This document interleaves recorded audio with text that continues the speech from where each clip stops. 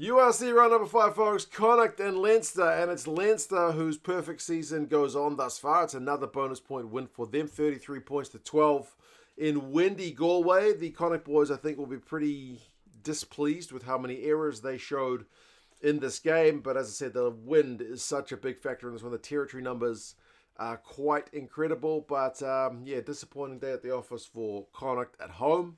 For Leinster, their perfect start to the season goes on with all bonus point wins in all their matches, although injury cloud over Kieran Frawley will be a little bit disappointing. We'll have to kind of wait and see what the long-term prognosis for him is, but he certainly didn't last long. And this time we'll go through some of the key events and the stats. You guys can let us know your thoughts. Leinster had the win at their backs early, and it showed.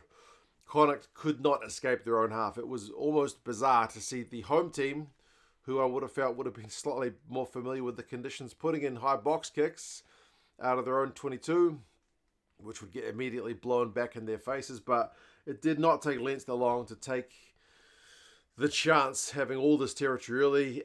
Jamie Osborne set up the first kind of attacking play with a nice line break, almost had Gibson Park go over, but he ends up finishing a move 6 minutes in, with Frawley kicking the conversion at 7 points to nil early. Another flying start for this Leinster side, and they got a second not long later. Their line-out had a little bit of issues with the wind, but it didn't take long for Turner to go over for the second on the right wing. Snyman in the build-up, kind of nice offload, one-handed from the deck. That's kind of what he does in the ability to set up guys around him with those long levers of his. And then Frawley also in the build-up play, shifting the ball wider, but that's where he gets injured in the tackle, so he only lasts 15 minutes before going off. Like, he doesn't even get to take the conversion because he is injured. So Ross Byrne comes on, takes the conversion. So 14 points to nil lead for Leinster, and it could have been more. They did have one chalked off, which was a charge down on Josh Ioane, but it looked like a try for James Ryan, but there had been a couple of Leinster players who touched it, so there was an accidental offside. But yeah, not looking like a great day at the office thus far for Connacht. But in the back of my mind, I'm thinking, right, Connacht have got the wind in their faces, so if they can be not like 4 tries down at halftime, they got the wind at their backs in the second half. They might be able to run Leinster down. We've seen Connacht put on some points in the past in short time in this season thus far. Again, it's against Leinster, so it's tough, but if they're not too far behind, they still might have a chance. And they had a few chances in the first half. I don't think they got out of their own half for about 20 minutes, but they did have a couple of chances. They missed touch at one point, which was a little bit frustrating, but their scrum would win the odd penalty. They did have a nice line break through Josh Ioane at one point. Then Leinster conceded a penalty at the breakdown, so some proper field position for Connacht despite being into the wind, and they did manage to score from it. They went through a whole bunch of phases close range where Sean O'Brien is able to go over on 34. And that's what had me like thinking Connacht are a real chance, because it's 14 points to 5, and we know Connacht have got the wind at their back in the second half. So that's very much a doable mission to come back from 14-5 down when you got the wind at your back. But that being said, Leinster did get one more before halftime through Snyman. It kind of makes sense that he's able to finish off a try because he had a hand in the build-up of a few nice Leinster moves. They did have to check if there was a knock-on in the build-up because Gibson Park had kind of dropped it at the base of a ruck, but they rule it goes backwards. So 21-5 at halftime. As I said, I don't think that's unassailable, given you're going to have the wind at your back for the second half. Like, possession 62-38 to Connacht, because they're not really in a position to kick the ball a lot, because if you do, you don't get any value from it with the wind. Territory is 80-20 to Leinster. Run meters is 200 odd each. Penalties conceded 5-2, with Leinster conceding the 5, so they wouldn't have been happy too much with the discipline. And a couple of those, I think, were at scrum time in that first half. Second half, my note is Connacht absolutely need to take advantage of the wind, but it's Leinster who score first through Deegan, and it's 46 minutes. I feel like that's the killer blow, because it's really hard to score into the wind, but Leinster did it very early on, which psychologically I think is a rough one if you're the Connacht guys.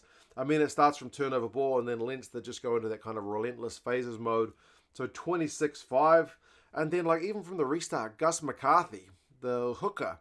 What is it with Leinster and hookers who love just a bit of free running in the absence of Dan Sheehan? But From the restart, I mean, it's crazy stuff. Aki has to put in a smashing tackle on Andrew Osborne in the corner, which was flirting with being high, but it's not high, to stop them from conceding another try early on in the second half. Connacht did manage to go through a load of phases at one point. Paul Boyle was sent raging down the left wing, but he's put into touch. Then Leinster lose that line out, so it's still Connacht attacking pressure. Boyle then gets held up over the line, so it's another missed chance for Connacht. They did finally get one through Ford, and it was a proper bit of X factor, which was pleasing to see. He just went between Jamie Osborne and Snyman, so it's one of those few kind of Leinster defensive lapses, which was beaten by a bit of attacking X factor. So 26-12 still looks a bit too far, and then it looks even further when just from the restart, Andrew Osborne just pinches it. I think it's Ford as well, who's waiting for the restart. It's literally from the restart kick.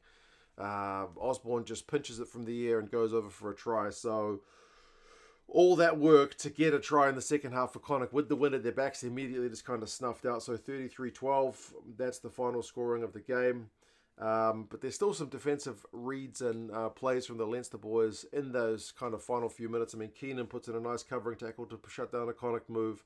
Murray, the big lock for Connacht, has a knock on and he's raging towards the line. So yeah, too many either errors from Connacht on attack or big defensive plays for Leinster on defence. Like I mentioned, like Aki with the big defensive play also wasn't just Leinster putting in the big defensive plays, but yeah, pretty frustrating. I think the Connacht boys will be, because they had chances, but yeah, they'll be ruining some of them just going a begging. Possession finish is 60-40 to Connacht, so they certainly had a lot more ball. The territory stats almost even out, 56-44 to Leinster, with the second half being 70-30 to Connacht. That's just the difference in the wind.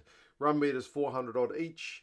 Clean breaks though 8-5 to Leinster. Turnovers 5-3 to Leinster.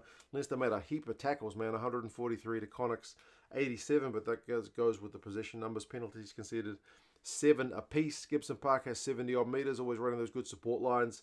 Gus McCarthy had 60 meters, largely I think in that big line break. Shane Bolton beat 8 defenders, which is a good shift. He looks dangerous on attack. Colhane, the number 8, had 22 tackles for Leinster.